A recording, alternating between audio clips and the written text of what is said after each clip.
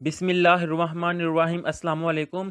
हमने जोग्राफिया की उर्दू मीडियम की बुक स्टार्ट की हुई थी 7 क्लास की, और लास्ट लेक्चर में हमने इसका बाब नंबर 1 जोन से मैदान और दरिया, इसका क्वेश्चन नंबर 1 यानी कि ये MCQ और क्वेश्चन नंबर 2 यानी कि इनके मुख्तसर सवाल जोन से इनको कर लिया हुआ था। उस वीडियो का लिंक मैं नीचे डिस्क्रिप्शन में दे दूंगा। अब हम इसका क्वेश्चन नंबर 3 तफसीली सवाल करते हैं, जिसका सवाल है दर्ज झैल के तफसीली जवाबात लिखें। नीचे दिए हुए सवालों के हमने तफसील से जवाब लिखने हैं। पहला सवाल है मैदानी इलाकों की तबी खसूसियात क्या हैं, बयान करें। तो इसका जवाब आएगा मैदानी इलाकों की चंद खसूसियात झैल में दी गई हैं कि मैदानी इलाकों की कुछ खसूसियात जो उनसे वो नीचे लिखी हुई हैं। पहली आएगी मैदानी इलाके हमवार ज़मीन के वसी हिस्से हैं। कुछ मैदानी इलाके इंतहाई सती हैं। मैदानी इलाके अमूमन ज़रखेज़ इलाके होते हैं।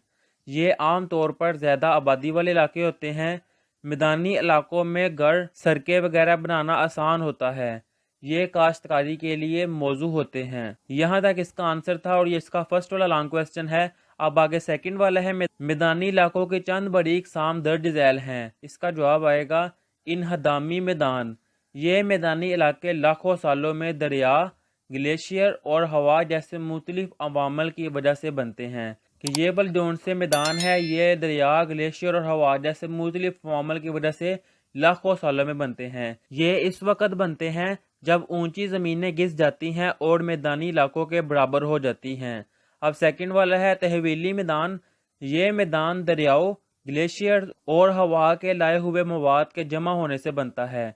इस किस्म के ज़मीनी खदोखाल को ज़मीन की ज़रखेरी और इलाके की इक्तसादी तरक्की पर नुमाया असर पड़ता है। अब थर्ड वाला है दरियाई मैदान। ये मैदान दरिया से बनता है। ये एक तवील अरसे बाद बनता है जब सैलाबी मैदानों और दरियाओं की तहों में गारा जमा हो जाता है। मिसाल के तौर पर दरियाई सिंध का मैदान जुनूब में एक वसी और अरीज इलाका है। ये है सेकंड वाला लॉन्ग क्वेश्चन। अब आगे थर्ड वाला है मैदानी इलाकों का ज़मीनी खिदोखाल जैसा कि सतह मुर्तफा, पहाड़ों और वादी वगैरह से फ़र्क करें। तो इसका जवाब आएगा मैदान। मैदान निस्बतन हमवार ज़मीन का एक वसी इलाका है। ये मैदान की तारीफ होगी। अब आगे सतह मुर्तफा। तो सतह मुर्तफा आएगा। सतह मुर्तफा एक हमवार ज़मीन है जो ज़मीन के ऊपर नुमाया तौर पर बुलंद होती है। ये सतह मुर्तफा की तारीफ होगी। अब इससे आगे है पहाड़। पहाड़ की तारीफ आएगी। पहाड़ों में एक नुकीली चोटी के साथ खड़ी ढलवानें होती हैं। ये सबसे ऊंचे कुदरती मनाजर है कि ये जोन सी ये चोटी होती हैं और सबसे बड़े ऊंचे मनाजर होते हैं, इनको पहाड़ कहते हैं। पहाड़ की डेफिनेशन भी होगी। अब इससे आगे है वादी। तो इसकी डेफिनेशन आएगी वादी पहाड़ों की चोटियों, पहाड़ों या सतह मुर्तफा के दरमियान गहरी खाई है जो कि आम तौर पर तेज़ पानी बहने की वजह से लाखों सालों में बनती है। ये है इसका आंसर। अब आगे नेक्स्ट वाला लॉन्ग क्वेश्चन है दरिया से बनने वाले नकूश बयान करें। तो इसका जवाब आएगा सैलाबी मैदान। सैलाबी मैदान इस वक्त बनते हैं जब दरिया का पानी अपने महसूस रास्ते से निकलकर ज़मीन के वसी और अरीज हिस्सों पर फैल जाता है। इस अमल के दौरान ये अपना गारा हमवार मैदानों में जमा कर लेता है। इस तरह एक हमवार मैदान वजूद में आता है जिसे सैलाबी मैदान कहते हैं। ये था फर्स्ट वाला के सैलाबी मैदान। अब सेकंड वाला है नेमल नुमा झीलें। जब कोई दरिया किसी मैदानी इलाके में दाखिल होता है तो ये मुड़ता है और बड़े मोड़ या मेंडर्स बना लेता है। मेंडर के इतराफ में मुसलसल कटाव और गारा जमा होने से इसके सिरे बंद हो जाते हैं और कुछ अरसे बाद ये दरिया से काटकर नमल नुमा झील बनाते हैं। अब थर्ड वाला है पेचो खम। जब पानी कशी शक्ल की वजह से आहिस्ता आहिस्ता ढलवान से नीचे आता है, यानी कि पानी जोन से वो आहिस्ता आहिस्ता ऊपर से नीचे आता है, तो एक पक्का रास्ता बन जाता है। पानी तवील फासले तक एक ही सिमत में नहीं जाता।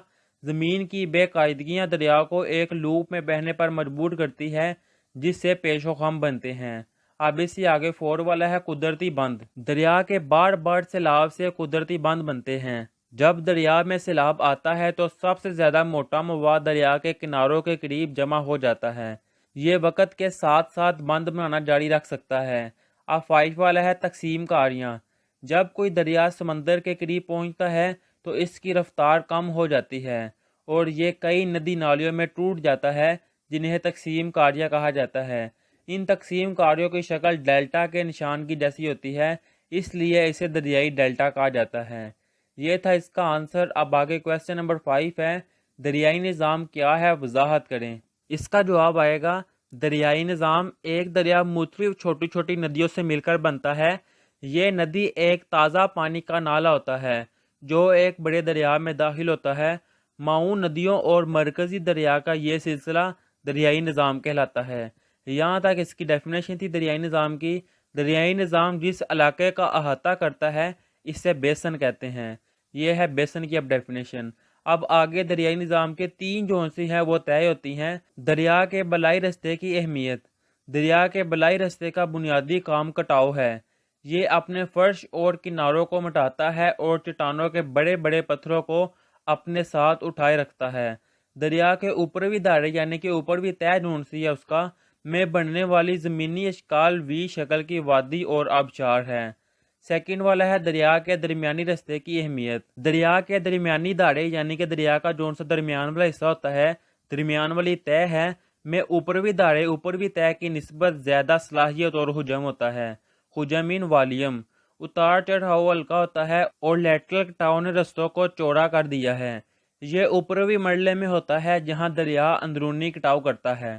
اب تھرڈ والا ہے دریا کے نچلی رستے کی اہمیت۔ پہلے ہم نے دریا کو اوپر والا حصہ پڑھا تھا، پھر درمیان والا حصہ، اب ہے نیچے والا حصہ۔ دریا میں پانی کا حجم نیچے والے رستے میں سب سے زیادہ ہوتا ہے۔ یہ پانی کی معاون ندیوں سے شراکت کی وجہ سے ہے۔ دریائی رستہ گہرا اور چوڑا ہوتا ہے اور دریا کے آس پاس کی زمین ہموار ہوتی ہے۔ یہاں تک تھا اس کا آنسر۔ اب آگے ہے کوسچن نمبر 6۔ دریا کے درمیان رستے کا دریا کے نچلے رستے سے موازنہ کرے۔ دریا کے درمیانی رستے کا دریا کے نچلے رستے سے موازنہ کرے تو دریا کا درمیانی رستہ ہم نے جون سے ابھی یہ پڑھا ہے دریا کا درمیانی حصہ۔ یہ سارا جون سے اس میں آئے گا دریا کے درمیانی رستے میں، اور دریا کا نچلا رستہ وہ بھی ہم نے پڑھا ہے، یہ ہے دریا کا نچلا حصہ۔ دریا میں پانی کا حجم یہ سارا جون سے ہے، یہاں پہ آئے گا دریا کا پانی کا حجم۔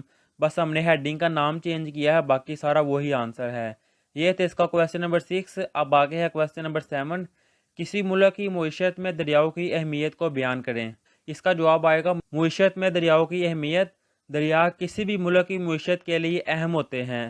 دریاؤں کا پانی ایک بنیادی قدرتی وسیلہ ہے جو مختلف انسانی سرگرمیوں کے لیے ضروری ہے، جیسا کہ دریاؤں سے پن بجلی پیدا کرنے میں مدد ملتی ہے، وہ مٹی کی ذخیرے کو بڑھاتے ہیں، دریا آبپاشی کے لیے پانی مہیا کرتے ہیں، دریا سیاحت کے لیے بہترین مقامات ہیں، مختلف گھریلو استعمال کے لیے پانی مہیا کرتے ہیں، وہ ماہی گیروں کو روزی روٹی فراہم کرتے ہیں۔ یہ ہے اس کا آنسر۔ اب آگے ہے تنقیدی سوچ کے سوالات، یعنی کہ کریٹیکل کوسچن جو سے ہے بک کے لاسٹ پہ دیے ہوتے ہیں۔ فرسٹ والا ہے پاکستان کا نقشہ ایک بڑے طبی تغیر کو ظاہر کرتا ہے، وضاحت کرے کیسے۔ اس کا جواب آئے گا پاکستان عظیم انڈو میدان کے مغربی سرے پر واقع ہے۔ ملک کے کل رقبے میں سے تقریباً 3/5 حصے خردرے پہاڑی خطوں اور سطح مرتفع پر مشتمل ہے، اور بقیہ 2/5 حصہ یعنی کہ 5 حصوں میں سے جون سے 3 حصے ہیں وہ خردرے پہاڑی خطے ہیں، اور جون سے باقی 2 حصے ہیں وہ سطحی میدان کا وسیع و عریض حصے ہیں۔ یہ ہے اس کا آنسر۔ اب آگے ہے دریائی میدان میں زیادہ آبادی کیوں ہوتی ہے۔ اس کا جواب آئے گا دریائی میدانوں کی مٹی بہت زرخیز ہوتی ہے، اس لیے لوگ یہاں رہتے ہیں اور اپنی زندگی گزارنے کے لیے زمین کاشت کرتے ہیں۔ یہ ہے اس کا آنسر۔ اب آگے ہے کوسچن کون سے 2 عوامل دریا کو بدل سکتے ہیں۔ اس کا جواب آئے گا کشش ثقل اور فرکشن کی طاقت وہ 2 عوامل ہیں جو دریا کو بدل سکتے ہیں۔ اس سے نیکسٹ ہے ڈیم دریا اور اس کے ماحول کو کیسے متاثر کرتے ہیں۔ اس کا جواب آئے گا ڈیمز دریا کے کام کرنے کے طریقہ کار کو بدل دیتے ہیں، وہ چٹانوں کو اپنے اندر دفن کر دیتے ہیں۔ خوراک اور رہائش کی اہم خصوصیات بھی ڈیموں کے پیچھے پھنس سکتی ہے۔ یہ ہے اس کا آنسر۔ اب آگے ہے کوسچن ڈیلٹا لوگوں کو اپنی طرف متوجہ کیوں کرتے ہیں۔ اس کا جواب آئے گا ڈیلٹا پانی کو فلٹر کرنے کے طور پر ایکو سسٹم کی خدمات فراہم کرتا ہے، وہ پیداواری صلاحیت کی اعلیٰ سطح کے لیے اہم ہے، وہ پودوں کی نشوونما اور خوراک میں اضافہ کرتا ہے۔ یہ ہے اس کا آنسر۔ اور جہاں پہ ہم نے چیپٹر نمبر 1 جون سے ہسٹری کا اردو میڈیم کمپلیٹ سالو کر لی ہے، اب ہم نیکسٹ ویڈیو میں اس کا چیپٹر نمبر 2 سٹارٹ کریں گے۔ تب تک کے لیے اللہ حافظ۔